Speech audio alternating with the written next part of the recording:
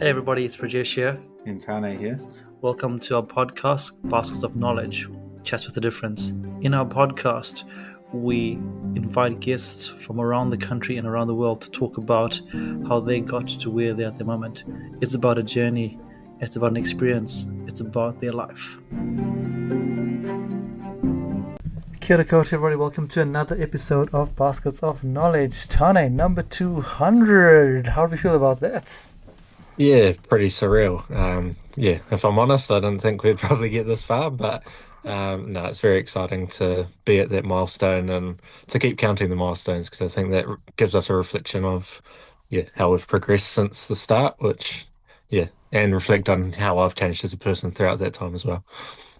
Yeah, it's pretty crazy. When we started this whole thing, it was just a passion. It was just an idea. We thought we'd do 6 episodes. I think that was the plan, and here we are, number 200. And I'm really excited, like you said, to celebrate this moment, and also to celebrate this moment with some epic humans, which we'll introduce in a second.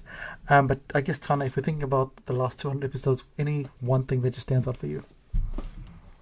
I think for me is just probably something that I've been reflecting on probably this year in particular is just realizing that when you achieve things, the importance doesn't dissipate. And I think sometimes when we're chasing the next goal, we're chasing the next aspiration, we almost forget that doing small things or small steps in the past were just as important, if not more important, than the next goal. And so just reflecting on that and understanding that even if you're in a period where you might not be achieving all the things you once did, or whether you're achieving new things, it's still important to reflect and resonate on those achievements you had in the past and just how crucial and important they are. Because I think, sometimes we stop celebrating them or we have this sense that they're not as important as we once thought they were when actually, those previous achievements have made you who you are today. Yeah, I love that. I love that, and I love that because it's all those small things. And I guess it goes as when I think about reflecting about our 200th episode, the big thing that comes to me is done is better than perfect. And I say that because, we could have waited to get the best podcast studios, the best whatever, all that kind of stuff there. But we just went and we just did it.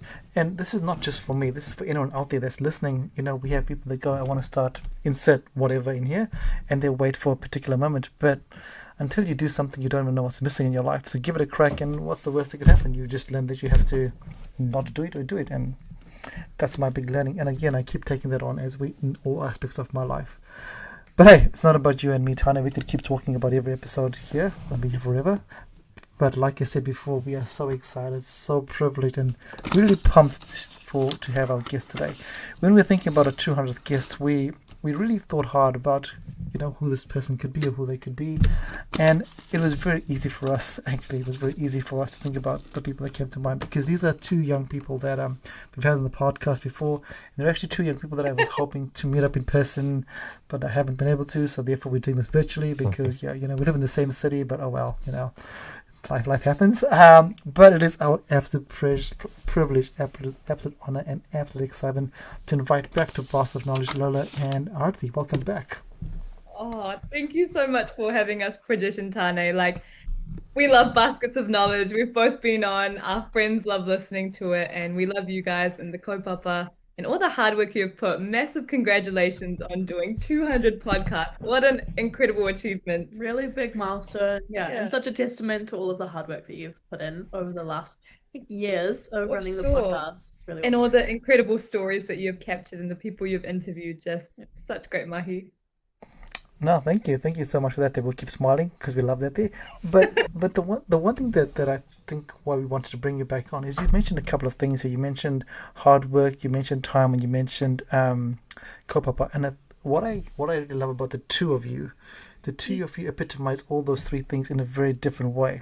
So if we think about when we spoke to you, whenever that was, where you were and where you are now, would love to share with our audience, what are you doing now in the world? It is 2026. What are you doing now? What are you doing now, Lola? I guess I'll go first. In preparation for this podcast, so actually I had a bit of a listen back to the one that I did a few years ago. Little baby Lola, even her voice has changed so much. At the time, I think I was maybe 14 or 15. You were 15. You were 15 years 15. old. Yeah. And I was still living at home. I was living in Wanganui. I was working on Create Happy. But a lot has changed since then, and I guess we'll get into that soon. But what I'm doing right now is I work in youth engagement at the YWCA Auckland, where we run the Y25 program, which is a leadership development program celebrating incredible young women and gender diverse change makers across the country. So I do design, communications, and engagement there. Really fulfilling work. Yeah, and we live in Auckland now. Aarthi and I are flatting together because we moved up for Aarthi's job.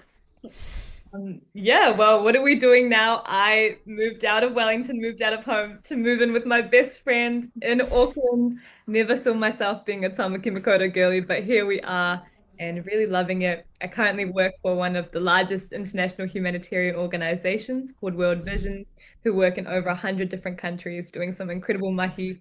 But my work is very much centered around youth engagement. I'm a youth ambassador for the Upper North Island.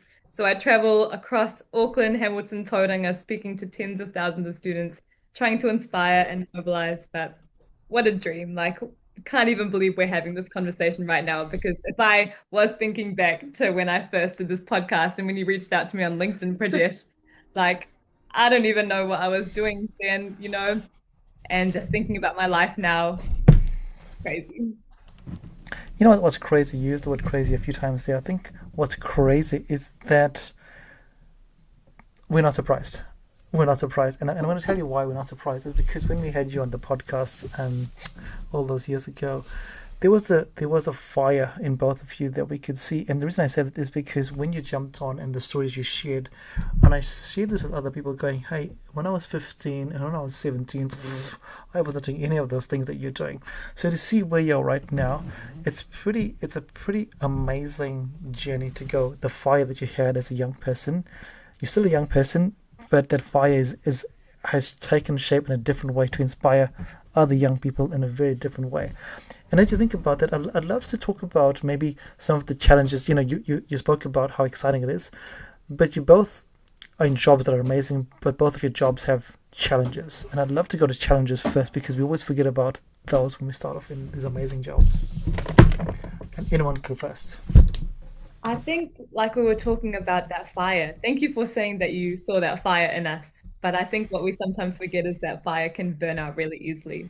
In the work that I do, it is very fulfilling, very rewarding, but also some of the people that I work with are doing work in countries that are full of conflict and war and grief and sadness. And it's a lot to take in. And I think empathy burnout is definitely something I didn't fully comprehend before coming into this role. But entering the workplace in the morning and hearing, updates on the conflict in Iran, and then, Aarthi, you have an assembly talk now and you have to go speak to a room full of 1,000 kids. It's really hard to find that balance and find that median. I think it is really easy to get burnt out, especially when you care so deeply about the work that you're doing and you want to pour everything into it. But remembering that there is a lot in the world that needs to be fixed, and I, as an individual, can't do that. But knowing I'm part of a bigger collective that can make that change happen, I think for me, knowing that is so important. Yeah. What about you? That's so true, so real. I would say a similar thing, but on a different scale to maybe the challenges that Aarthi comes across in her role. I come across, a lot of my work is very relational, very one-on-one, very individual, and it can be a lot to also hold space for young people who are in a similar boat to maybe Aarthi and are experiencing looking at the world and seeing all of these big and scary things and challenges and issues of our time. And my role is to support them and try to help them to grow as much as they can. And that can be a lot, because you're kind of looking at this incredible young person who's doing so much and you want to support them as much as you can, but you also we have 25 young people in our program and then 150 alumni. So you have 175 young people that you're working with. And and that can be a lot. I think burnout is very real and something that both of us have experienced and gone through and come out the other side of. And to be honest, I'm going through at the moment right now, just wanting to solve all the problems in the world, and not knowing what to say no to as well is still a very real challenge for me. That's so funny. I'm so sorry to interrupt, but I remember when I did my first podcast with you guys, when you asked for like a piece of advice or something, my advice was just say yes to everything. And I soon learned that that is terrible advice, and that as much as we want to do everything, we cannot be everywhere all at once. It can be a lot. Yeah. And that's so true, and that's a lovely learning. You can, but I'm saying, I guess saying yes to everything also gives you the chance to learn when to say no.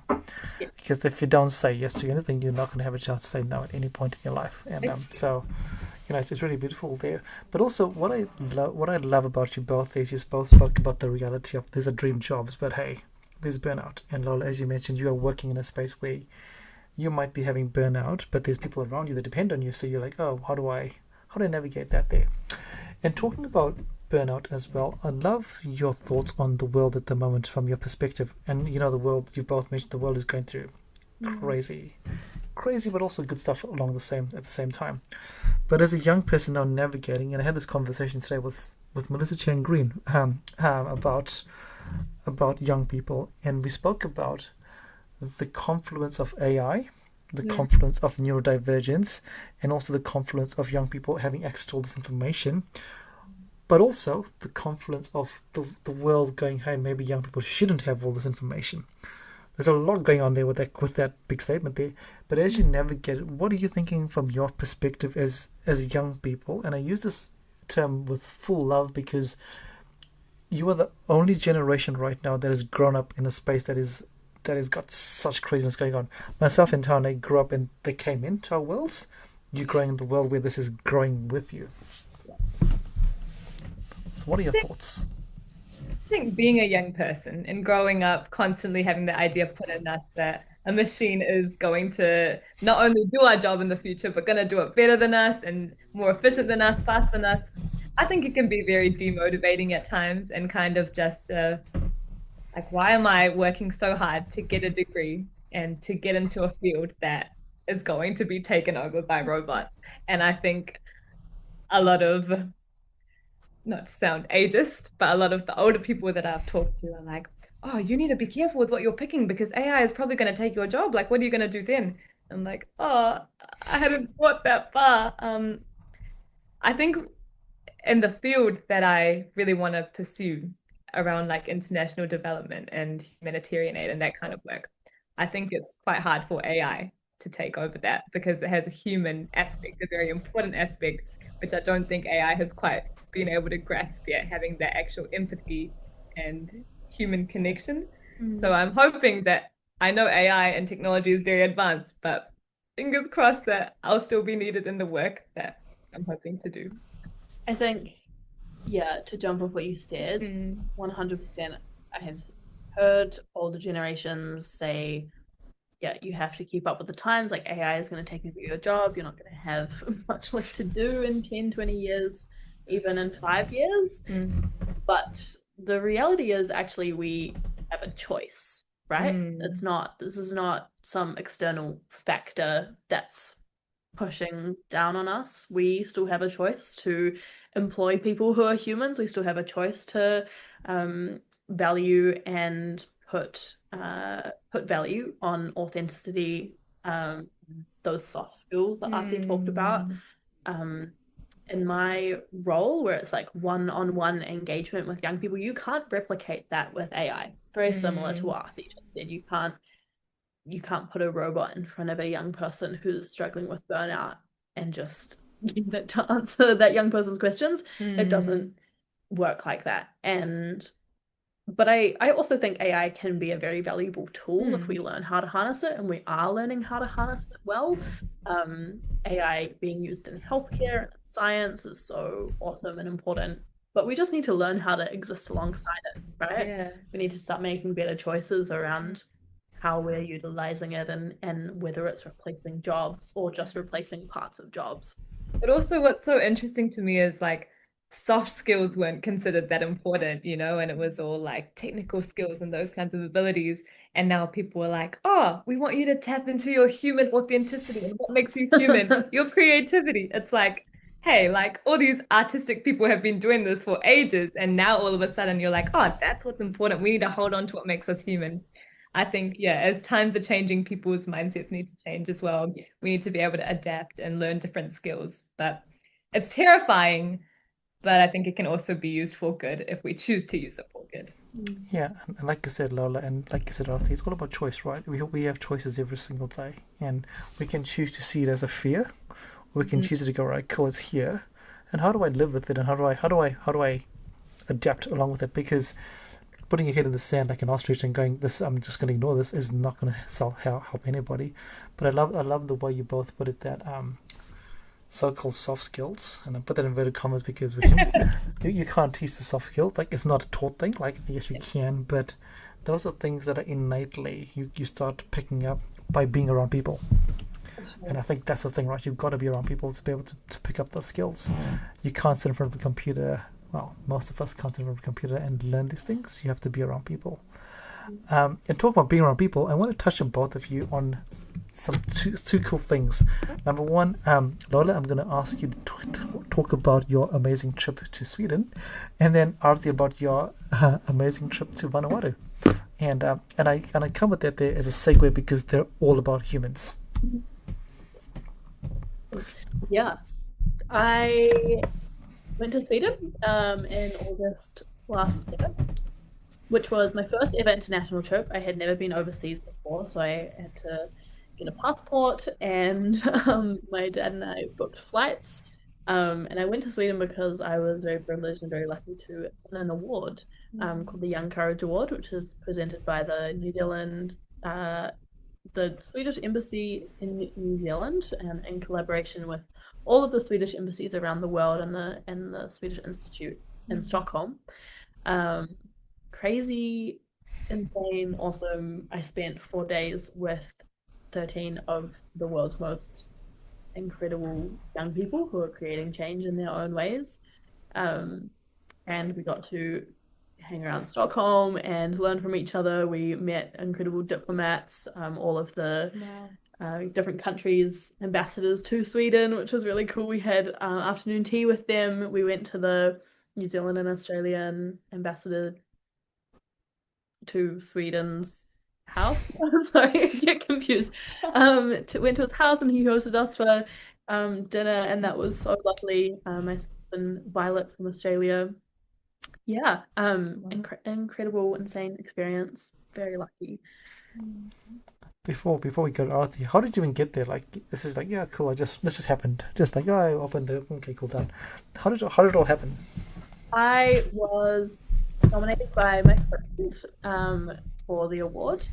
It was a process. Send one email with a few lines about this person. And yeah, nominations were in like July, and then I got an email kind of mid-July being like, oh, you're a finalist for this award, and I was like, okay, that's kind of random. But super cool, obviously. And then they made me send letters of recommendation and kind of like extra information about myself.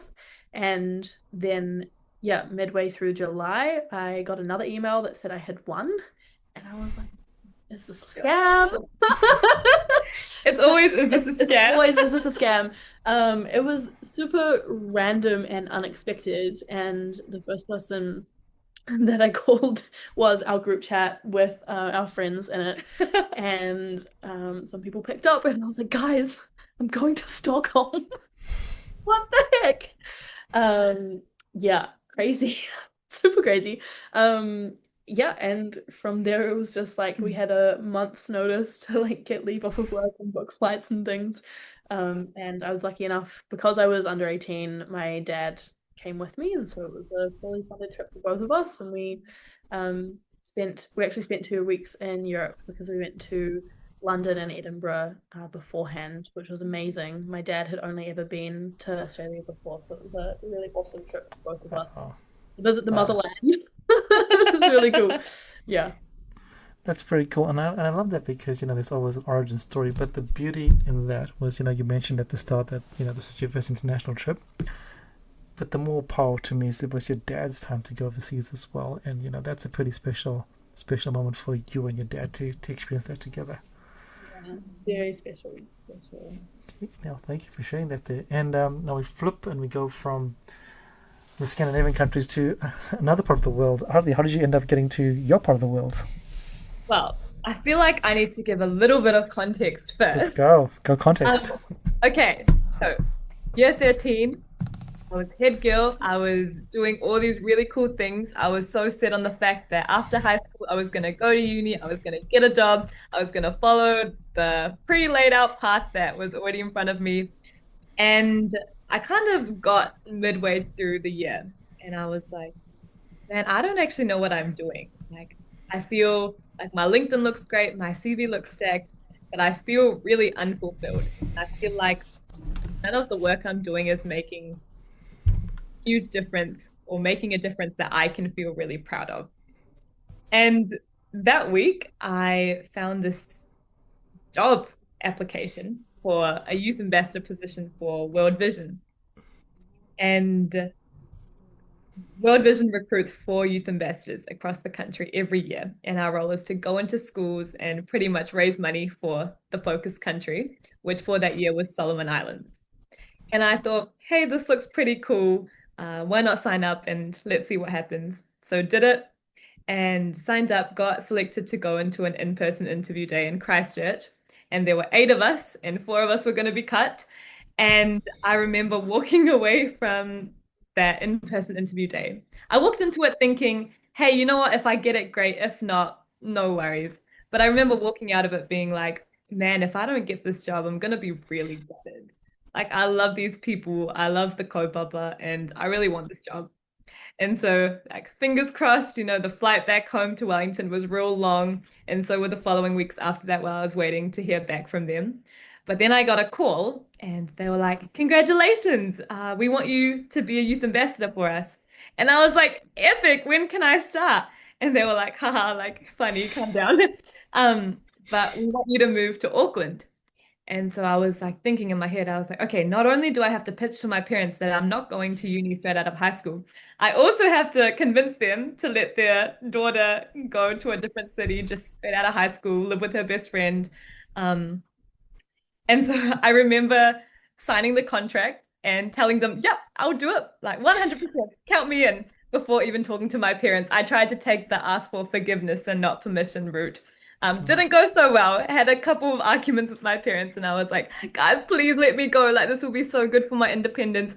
There are people that are getting degrees and struggling to find jobs. I'm getting my foot in the door. It's such a great opportunity. And they're like, oh, yeah, you've already set up your mind. We can't like change it now. So they're like, all right, go.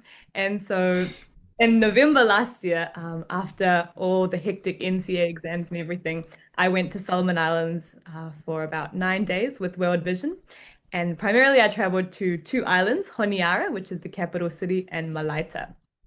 Fun fact about Solomon Islands is that it's actually made up of 992 islands and located just north of Australia.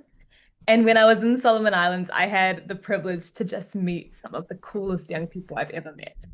I went into this experience definitely knowing that I was going to witness poverty and I was going to witness the effects of climate change that is having on all these communities. But when I got there, like from the first village I visited, like we had this welcome and they were all playing panpipes and dancing. And the girls like ran up and put flower garlands on us and gave us coconuts and pulled us into games of volleyball and football, like we had always been a part of their lives. And there was definitely a language barrier because they speak a language called Pidgin and we spoke English. And that didn't really even matter in the moment because then we were just all kids that liked playing sports and it was really wholesome. But it was a life-changing experience and it opened my eyes to how different the realities of young people that don't live that far away from us are and how impacted they are by the effects of climate change, especially for communities that for so many generations have been living off the land, fishing, and relying on growing crops and gardening, and how that's all being affected by recent cyclones and rising sea levels. So definitely saw some pretty intense stuff, but it was a very cool experience. I'm so grateful for it and for the job that I have now. Sorry And for what, the yeah. what don't ever be sorry. Don't ever be sorry. And what I love about both of your stories is the human connection. It's all about the human connection there. And we spoke about AI and the world and technology, but for both of you, connecting, like you said, Lola, with 13 young people around the world, Aarthi, for you, just getting on that landing and seeing these young people just coming up to you and putting a flower garland on you and going, hey, let's play, and you were like, cool, let's go. Which is really beautiful. And I guess for both of you, if we go back a little bit, you both had to, these are fantastic jobs, but you both had to leave your comfort zones. You had to leave Wanganui, you had to leave Wellington. And what was that like for you both? Because yes, you have these dream roles, but you had to convince your whānau, which, as we heard, but also yourself, because you've built your lives in Wanganui and Wellington. What is that like for you as you stepped away to come to this lovely pest-filled city? I'm kidding. No pests here. No pests. This is a great city. We all live here.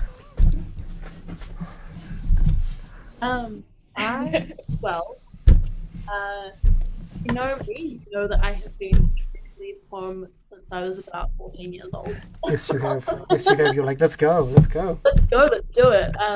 I've been in the really privileged position to have had a lot of freedom in my teenage years to do all of the amazing opportunities and travel that I have done. So when I told my parents I was going to move to Auckland with Aarthi, they were like, oh, okay. I guess this is happening. There's not much we can do to stop it. Yeah, like Aarthi said before, a piece of advice that we once gave other people is to say yes to everything. Yeah. But I think that my discernment has become a lot better over the last few years, and so I'm able to say yes to the things that feel right for me. Moving to Auckland was one of those things. My job is here, my team is here, so I was working remotely prior to that. My friends are here. I have really good mates and a good community, good support system in Auckland. But most of all, there are really awesome opportunities. And I think as a young person who grew up in a small rural town on the west coast of the North Island, I didn't have access to the same opportunities that a lot of young people did. And the only reason that I am sitting in this room today is because I had to put myself out there so much and leave one knowing so much. I remember in 2023 and 2024, I took so many trips. Like, it was actually insane. I think I had over 100 days of traveling over 2 years, which is a lot. Like, that's whole days taken up just getting to Wellington, just getting to Auckland for different kaupapa, different events. And I was very fortunate to be in the position where I was able to do that. But again, I had to be putting myself in those rooms, because otherwise I wouldn't have kept going. So it was easy for me to come to Auckland, and I'm sure it will be easy for me to leave as well. Not because Auckland is bad necessarily, but because I want to always chase the next best thing for what is right for me and what is right for the communities and people that I serve as well. Where can I be of the most use, and provide, give my time and my skills. I love that. I think very similar to what Lola said. Also slightly excited to leave Auckland because I never dealt with a cockroach problem when I lived in Wellington. But I also had my parents to chase up spiders, and here whenever I see one, I'm like, Lola, help! So very grateful for you, Lola. But I think everyone, surely everyone has had that dream to move out and live with their best friend. And it's like, if you told me this in 2023 when we first met, that we'd be living together in our own flat and everything, I would not believe it at all. It's genuinely crazy. I think, yes, I had to step out of my comfort zone and I had to push myself and give myself a lot of pep talks at times, like, you can do hard things, you got this. But I think I realized that nothing good has ever come out of just staying where you are comfortable. All the crazy side quests in my life have led me to meet the coolest people and do the craziest things. and just have experiences I never saw myself having. And all of that comes from pushing yourself a little bit further and further every day. And yeah, it was not easy moving out of home and leaving my family and everything. But I think being so privileged, knowing that all my friends and all my family in Wellington are always going to be there to support me no matter what. They were actually the people that pushed me to come to Auckland. And when I was telling them, I'm not too sure if I want to go, I think I should just stay, they were the ones saying, no, you should do it. Like, this is a great opportunity. You deserve it. You'd be great for it. So go.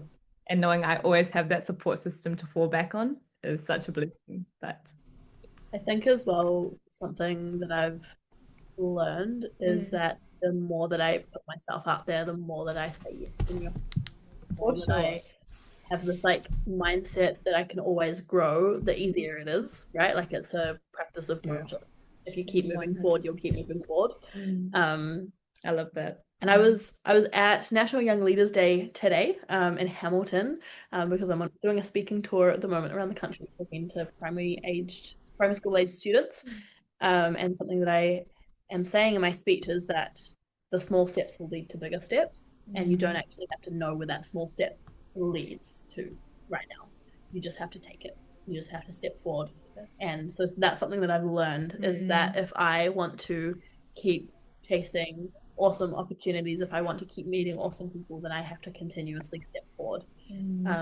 And so that is why it was so easy, I think, for us to say yes, is because we knew that if we continued moving forward, the good things would come to us and the good things would find us. I love that. And also what I really love about Lola is the fact that no matter what opportunity it is, she always leaves the door open for other young people to come into those spaces. And I think that is so inspiring as well, because that's the whole point, is to bring other people on the journey with us and to lift others as we climb to the top. And the fact that you're able to bring along so many young people to do such cool work is so inspiring. And Lola and I were talking about it. Like, I don't know if you guys know what friend crushes are, but like people that you look at and you're like, man, I just really want to be friends with you. You're so cool. Lola and I have had a lot of those where we just like, man, we want to connect with you on LinkedIn, like, please. And all those people now are such good friends. Like, we catch up with them frequently. Or even if we aren't connected with them yet, like, we know the people who could help us get connected to them. It's crazy. Like, it's awesome. We have the coolest group of friends who are all doing such different mahi, but making incredible change in their own ways. And I think that's so, I guess, peaceful, knowing that we don't have to be the ones changing everything that is wrong with the world, because we have people that are specializing in their own areas and pushing like change forward in the ways that they know best. Exactly. Sorry to just take this on a whole tangent, but we could go on forever about this topic. I think it is so important that we, like, one of the biggest reasons that both of us have been able to create change in our respective areas is that we are looking to the people around us, right? So we know that even though we feel the pressures of the world around us, like Aarthi said, things like conflict and the rise of AI and climate change, we are solving issues that we see. For me, when I was 13, it was solving the issue of seeing the misrepresentation of young people in the media. And for Aarthi, there's been many issues that she's tried to solve. And the beauty about us living together, the beauty about us being friends and us being friends with so many incredible young people is that we know that we're not alone. We can look to those people and be like, okay, they've got it, and we don't have to necessarily worry about it. We can just champion them on their journey as well. And also the best thing about having our own place is that we can always tell our friends, like, if you ever need a couch or a floor to sleep on, like, you know you have a place with us. It's so great. Like, I love it so much. Just bring your bug spray, right? Just bring your bug spray. Yes. Bring your bug spray. And a jangle to whack that one right here. That's so cool. That's so awesome. And well, you know what's really beautiful about what you just said there for both of you is that there's so many issues in the world, and I see a lot of people get weighed down by trying to solve every single thing. But as you've both said, you go, actually, wait a minute, I can't solve everything. I can work in this space here, and I can then connect with people that are in that space there. And I think if we realize that actually, hey, the world, there's 8 billion of us in the world, and each one of us has a different thing that we enjoy or things that are important to us. And if you remember, then go, actually, if we share the load, then we can really enjoy the load together, as opposed to, oh, the whole load is on me, and then off we go. So I yeah, think let's that's such a good point. And it's like change was never meant to happen in isolation. So don't let it. Like think of the people around you. You have a community for a reason. yeah, or as you say, friend crush galore, and you'll find your community. Yes. That's it. Yeah, that's right. Who cares about Candy Crush? Let's friend crush. This is a new game. There we go. I That love was it. a good one. And what I love, Lola and Aarthi, is how you have basically tied back to what Tane said at the start about steps. Tane spoke about you've got to think about those small steps, and it's only when you move forward that you can see what you've done. And sometimes we try and look at that big picture there and we forget that we just need one step. And then when you go back, achieve that big picture, actually, if I don't take that one tiny step, this would never have happened. Tane, your thoughts? Or Yeah, questions? totally. It's awesome to see, how you guys resonate on that. One thing I've been thinking about, obviously, with your guys' big move up to Auckland, is how do you stay connected to your identity in terms of, you've moved into a new surrounding, a new friend group. You're not, as you guys mentioned, you're not in that comfort zone anymore of having your family and your close friends that you've grown alongside with. So how have you navigated that space going into a completely new environment, similar to what many do when they go to university or move overseas or whatever it might look like? I think Lola and I are very lucky in the sense that we do have a pretty strong community here in Auckland, and we did know that before deciding to make the move as well. So even when we were flat hunting and when we were first moving in, we had people like bringing us home cooked meals and making sure we were all settled in. And like obviously we have Prajesh who's been so helpful, and he's always like, if you ever want to catch up legends, like please let's find a time. Prajesh, we promise we will find a time. Let's do it. But we were very lucky with the support system that we have here. I think a lot of change is like about rediscovering and finding your identity as well, right? So 100%. We have identities in Wanganui and Wellington, and we have the people and communities that raised us and helped us to grow. But also now is the opportunity for us to find out new things about ourselves and to realize, oh, actually, you know what? I don't like that way of cooking. Oh, I can do what I want when I want, and that's okay. And so I think that is what has been so great, is that we know that it's just we can grow and change and be different that we need. And I think another big thing is like I think I still do this a little bit, but a lot of my identity is tied to what I'm achieving at the time, or what my job title is, or what I'm studying at uni.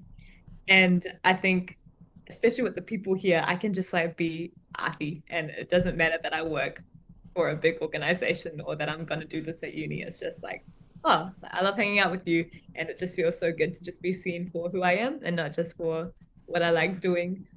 I think that's something I'm trying to unlearn as well, that my identity is not tied to how much I'm achieving and what I'm achieving, and that at the end of the day I'm just a person, and I like to do cool stuff, but it doesn't make me who I am. And I think that's a learning for adults as well. I think a lot of people, when you ask somebody, tell me about you, the first thing they talk about is their job. The very first thing. And you're like, oh, actually, I didn't ask you what your job was, but cool, this is where you went, and we're going to go that way there.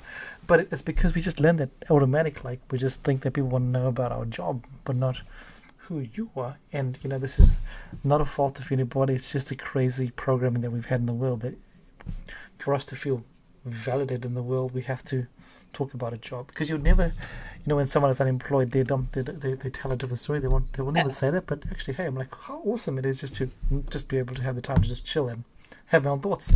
Hey, Bridget, can I actually ask you a question? I'm so sorry to interrupt. How dare you do that there? Flip the script. Flip the script. Flip away.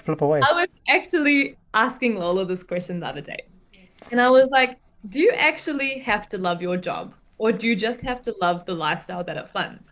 Because I think I had this big idea of what a dream job was, and I don't know if I dream of labor anymore. I don't know if my whole dream is tied to what work or 9-to-5 job I have for the rest of my life. Is it like, do you think that it's important to actually love what you do and be passionate about what you do? Or do you think it's just like a way to make money so you can enjoy the lifestyle that you actually want to build? What a great question. And I've been thinking about this quite a bit. And Yeah. so I'll flip this. I'll tell a story actually. In my last role, I really love what I did, and the reason I love what I did was because I saw the impact, and it was really cool. I got to meet some really cool people, and there was impact to what I was doing. But also for a brief time, it was also the lifestyle I wanted. So I was able to do that there. I was able to be autonomous.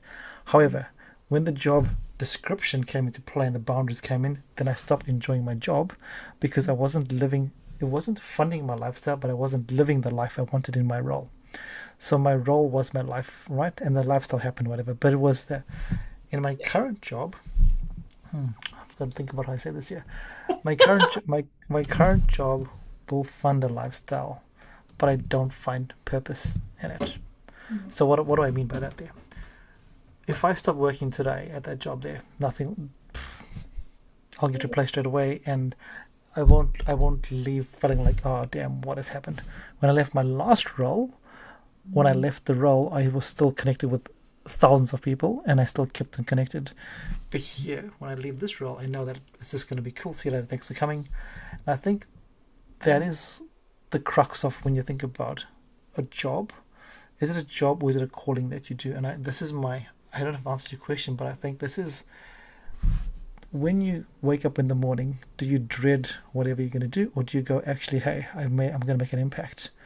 And whether you get paid or not, like you can take away, there's no money, right? If we take away the money, we take away all the other stuff and go, is what I'm doing today going to make a change in the world? And if the answer is yes, oh, sorry, a positive change in the world. It can also be a negative change, but hey.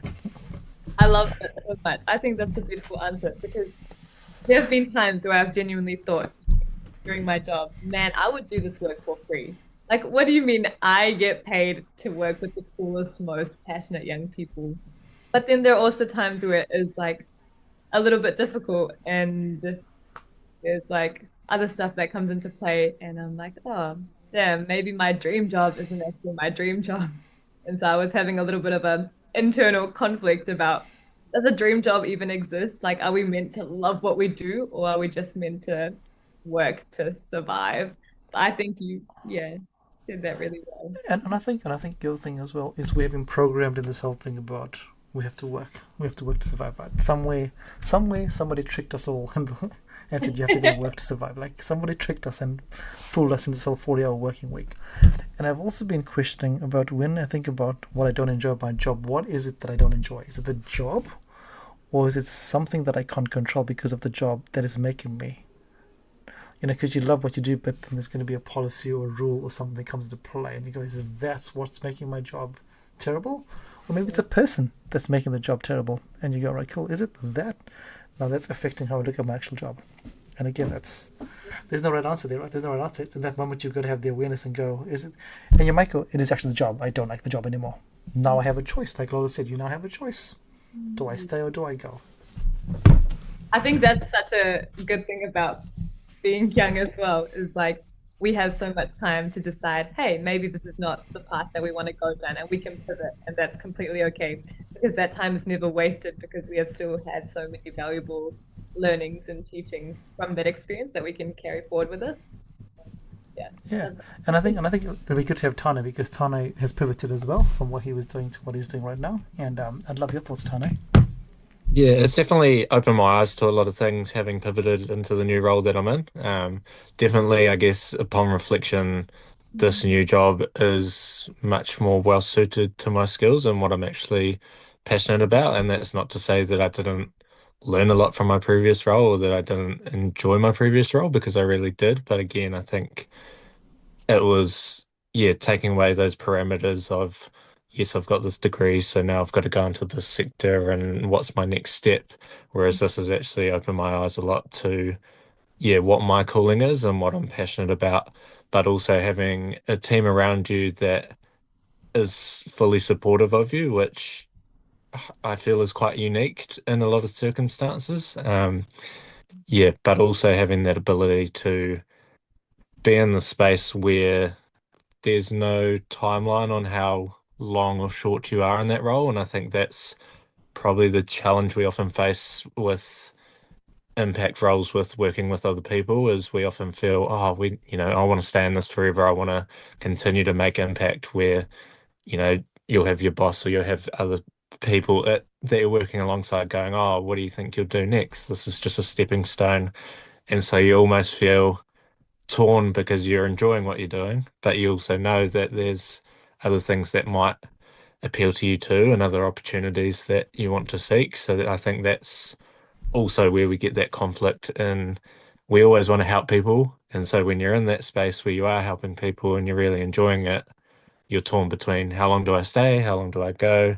What's that next step look like? So yeah, I don't think there's a right or a wrong, but there's just understanding that just enjoying being in that space is so powerful.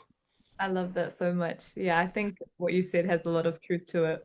And also, I feel like recently I've become hyper obsessed with just cultivating a sense of purpose for myself.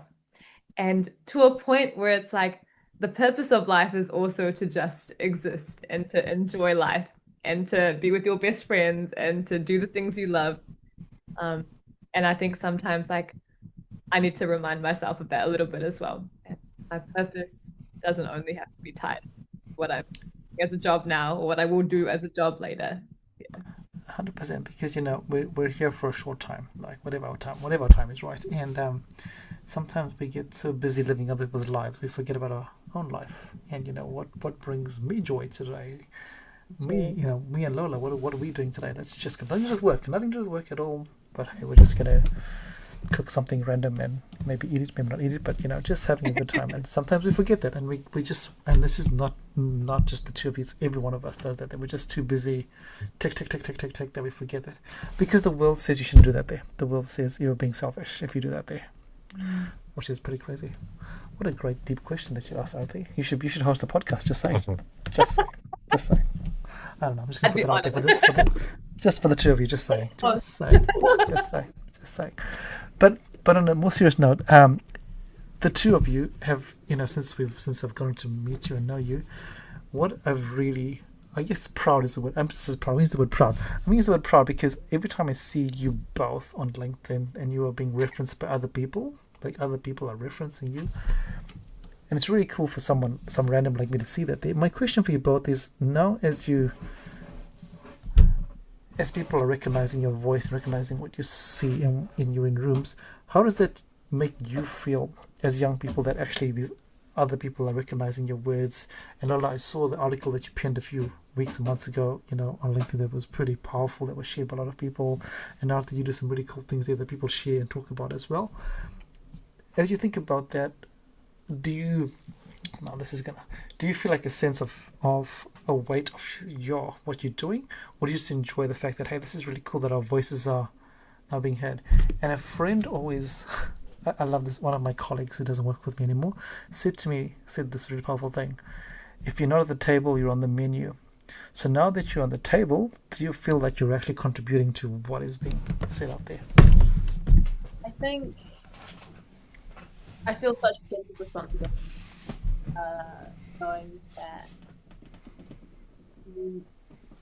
people put value on my voice as a young person, and they have for a few years now. Like, someone once said to me, Lola, I don't think you quite realize how much weight your opinion and how much weight your opinion carries, and the things that you say about people, the things that you say about organizations, the things that you say about events, people listen to that and they take notice of that. And so if you are putting a good word behind someone, if you're putting a good word behind kaupapa and experience, we'll acknowledge that, and we'll leave you and put faith in that.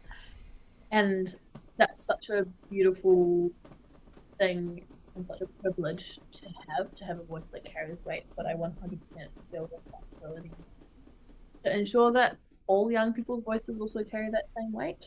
Something that's really important to me, like Aarthi said before, is that I'm always lowering the ladder down behind me. Like the opportunities and things that I've been able to do have only been possible because of what's come before me, and the opportunities that will come for young people after me may only be people because I also keep the door open for them. So yeah, I definitely feel a sense of responsibility, a sense of weight on my shoulders when people are being like, wow, I love your work, Lola. I really value what you do and appreciate the work that you do in the youth space. That's really special to me, but I know that I have to continue moving forward because I want all young people to also feel that same way. I think for sure there's a huge weight that I feel on my shoulders because I'm not just sharing a random story, but I'm sharing the stories right now in my work of young people who I've actually met in Solomon Islands. And I think what's really lucky for me is that I've been able to go to Solomon Islands and have these experiences firsthand. But for a lot of people that I speak to, even adults, teachers, young people, they may never get that experience to actually go there and see it in real life and to see that this kind of poverty and things exist. And it's how can I share what I'm so deeply passionate about and I care so much about it? How can I make it reach not only the mind, but also the hearts and also the hands of the young people that I'm trying to inspire? Because it's great that if it touches them emotionally, but if they don't actually do anything about it to take action, then it just stops there and nothing happens after it. So I definitely do feel a big responsibility, but also I feel a huge sense of gratitude that I was trusted with these stories and that I'm able to share them, that people do listen and they do listen to what I have to say. And I hope that all young people are able to feel heard. And Lola and I recently attended this Race Unity Speech Awards, and the whole theme was listening to understand. And often we listen just so that we can respond and to get our voices heard immediately, but not actually to understand the lived experiences of people and what they. And so, as still a young person, as someone who's trying to one day be a really good ancestor and a really good older person, I want to learn how to listen to everyone and to hold their voices with so much care and so much aroha and to show them that everything that they have to say really matters and that their voice is powerful and can make a big difference. I think, 100%. The biggest thread that you can draw between our two stories and storytelling, and it's that of the value of especially young people's voices. And I think nothing that we do is like everything that we do is with that same mindset of we must always represent, we must always bring to the table the voices of young people that we serve, the communities that we come from, because exactly what you said, Prajesh, if you're not on the table, you're on the menu. Yeah, that's pretty true though. Yeah. But also one of the things I think Lola and I have both like talked about this quite a lot, but we should also be willing to care and pour deeply into a kaupapa, even when we're not the ones leading it and we're not the faces at the forefront of it and we're not the ones driving it. Even if we're just pushing from the back and letting these other young people lead, we know that we have done a good job because these young people feel equipped and confident enough to take it into their own hands and make it their own. And so I think that's also something we're learning is, we can still create change. Yeah. Even forward. Without being the main people leading it. Yeah. I don't know. And I think that's really powerful. Sometimes it's hard to step back and not be the front facing, but still be able to fan the flames. Fan those flames. And sometimes we forget about that, right? We either we're all in or we're all out, but if we go, I'm just going to be here and just fan the flames, the fire will go because someone else, if we go right back to the analogy of fire, everyone has their own fire. And if we help them, if we help them throw logs on those fires, they can grow.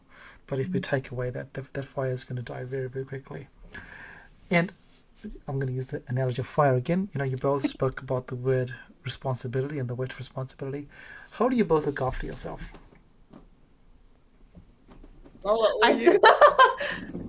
I think you are possibly asking the wrong people. We're getting better. We're getting better. It's a learning journey, right? As young people working with young people, And working for such important causes, we often put the cause above ourselves. And that is kind of the simple truth of what it has taken us to get to this point. That often we don't put ourselves first. I think moving in together has actually been really good for that because we can hold each other accountable. If one of us is burnt out and needs a break, the other can step in and be like, "Yep, we're gonna go to the beach. We're gonna look after this." We're really good at that. Like we show each other a lot of grace, and we've very strategically positioned the camera so you can't see how messy our flat is right now. But it does, there is points where it's like you cannot see the floor. Yeah. Or we have so many dishes that we haven't done. But I think that's just us very new to adulting and learning what it is to not only balance a job, but also balance trying to exist and do a million other things.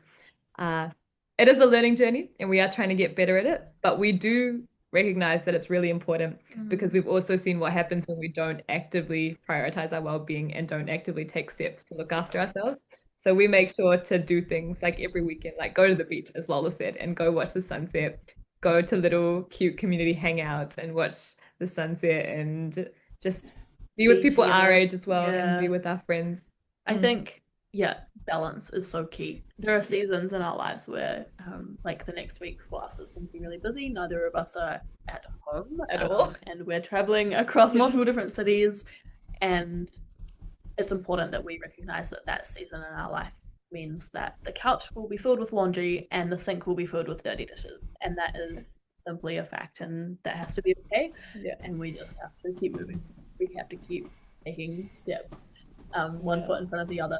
And after that, it'll calm down and we'll get the chance to kind of sort our lives out a bit. And that's okay. But I just want to say, like, I don't know if my mom's going to be watching this podcast, but I'm so sorry for not helping out more when I was at home, because now I realize, like, man, there's a lot of things to do. And actually, when we first moved in, like, we were struggling to navigate starting a new job and living alone and realizing, oh, everything is on us now. Like, we have to be the ones looking after ourselves completely.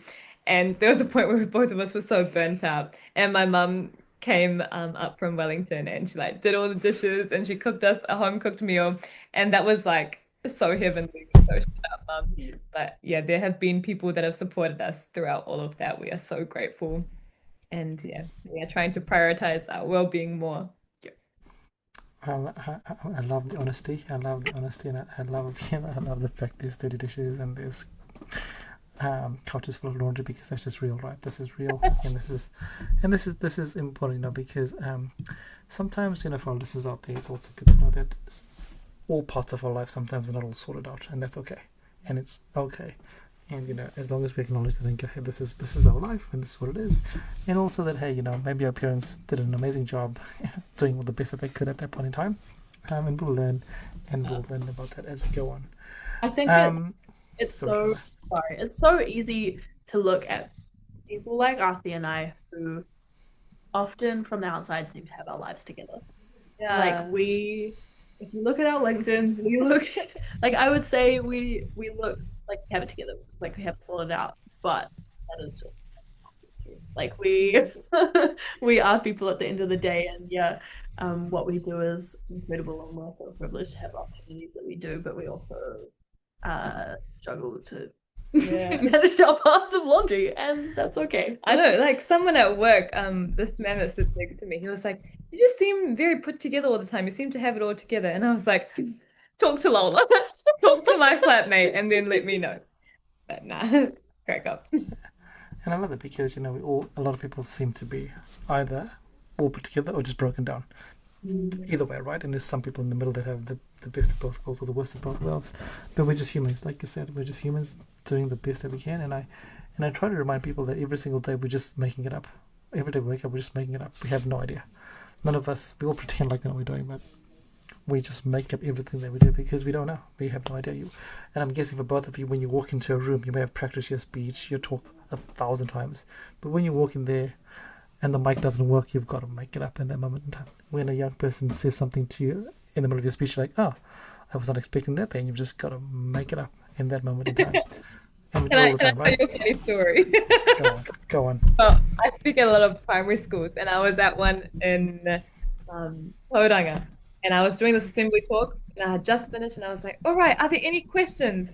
And straight away, this boy puts his hand up, and it's like, "Well, this doesn't really have anything to do with what I've just heard from you, but I can name you the longest dinosaur species." And I was like, "Oh, okay." And then he named it, and then he came up to me again at the end, and then told me the name of it again. And I was like, man, I love kids. They're so random, but so good. Do you remember it? Do you remember the longest name? That's cool. Don't worry. Well, we'll say yes. We'll say yes. You do. I did. I heard it twice as well. Still can't remember. It's that long, right? It's that long. She can't pronounce it. Yeah, can't pronounce it. Tani, any questions? Anything you'd like to ask? No, nothing from me. It's been awesome to, yeah, there's been so much in here that it's going to take it. I'm going to have another listen for sure. Yeah, I mean, there's a reason why we had you as guest number 200 because, like Tana said, there's so much in here. We could keep talking for a long, long, long time, which is why we need to catch up in person. Just saying, just saying. We've been on for it is 10 o'clock at night, so I really value your time. But before we close, as always, version number 2 of Baskets of Knowledge. What would you like to put into a basket of knowledge this time around? Oh, you know. Both of you. I think what I said earlier about you can, it kind of sounds stupid, but you can only move forward if you keep moving forward.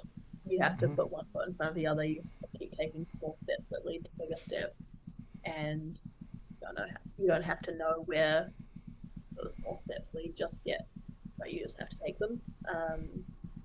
And I encourage. I think that's a version. It is a version of say yes to everything, almost. It's like the updated, more mature version of say yes to everything is just to keep moving forward and just to keep growing and seeking opportunities. Yeah. And I like that because you gotta move forward to keep moving forward. Because if you don't move forward, you just stay still, and if you stay still, you end up going backwards because everyone else is moving forward. And the steps thing, I use an analogy in my talks, and I just remind everyone that every step is a first step. Yeah. Every step is a first step, right? We have this idea that it's all, but actually we have no idea. Every step is a first step. So I love the way that you speak about you've got to take that step, whatever that step is. Aarthi, what is your basket of knowledge share? I think this is a bit random, but treat every interaction that you have with someone as an opportunity to get a glimpse of the world that they live and the world that they experience. Because all it takes is to just slow down in our everyday life and stop for 2 seconds and have a chat with someone, and you realize, man, you're so cool and there's so much I can learn from you. And your worldview just becomes so much more broadened when you take the time to hear from other people whose lived experiences and perspectives are so different from yours. I love people and I always want to work with people. And I hope that if I ever come back on this podcast as maybe like guest number 600, that I still have a passion for people and working with people and interacting with others and really holding their stories very close to my heart and all the work that I do. But yeah, take every interaction with people as an opportunity to learn from them. That's such a great reminder. We, like I said before, there's 8 billion people in the world, probably more than that there, and every single person looks at the world from a very different perspective. And so there's 8 billion perspectives out there, and we think that our perspective is the only perspective and the right perspective. Insane. But actually, as you said before, you go, actually, wait a minute, if I just spend 10 seconds asking somebody something about their world, your world will change. I really, really love that. That's really beautiful. Thank you. Thank you so much. Any last words from the two of you before we round up this episode? Oh, so grateful for you guys. I think it's, like after this, like every interaction is a chance to glimpse into other people's worlds, and that's what you've been doing with the past 199 episodes. So that's so special, and yeah, it's really important. I mean, we both love storytelling, we both love hearing from people, we both love learning about people, and that's exactly what this podcast is doing, learning from people. So yeah, just grateful to be part of the journey, I think. And also, like, Pradesh, not to call you old or anything, and not to old Tane, I'll take it. Don't worry. Don't worry. but you guys give me hope that there are people who care so deeply about young people enough to give them a platform to share their stories and to listen really deeply and understand their stories. So thank you for all of the work you do. We're so inspired by you guys, and we love all the opportunities we have to catch up, and we do want to do it more. And we will make it work. We're all busy humans, but human connection is very important, and so we will strive to make it happen. We will before 2029, right? Oh, great. That's a great goal. Before the 500 podcast. Exactly. Yo! Yeah. Amazing team. Thank you so much for jumping on today. When I invited you on, I knew this was going to be a very powerful episode, and when I shared with Tane that it's going to be the two of you, he was pretty stoked because, like you said just before, the amount of depth and breadth that you shared today, but not just deep stuff, but also the laughs and the lulls and the real life stories is pretty cool. And from the two of us, thank you so much for jumping on, and we can't wait to see what you do before 2029, but hopefully before that we'll see you in person. Don't worry, you'll see us before then. Yeah. You heard fingers crossed. Yeah, I'm just gonna look for where all the cockroaches go. Right, cool. I know where you guys are. I'm gonna find it. Cool. Awesome. Beautiful. Thank you. There we go. There's your brand sponsor right there.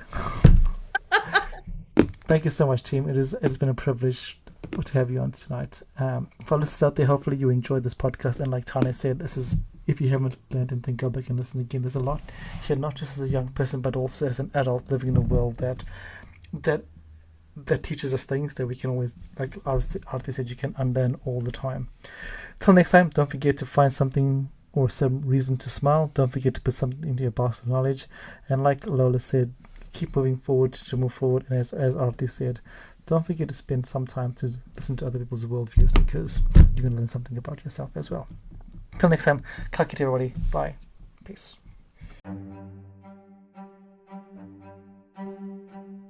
Thank you for listening to Baskets of Knowledge.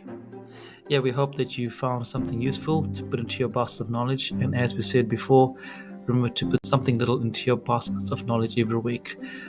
And as always, feel free to like, comment, and share this podcast. Thanks, everybody. Bye.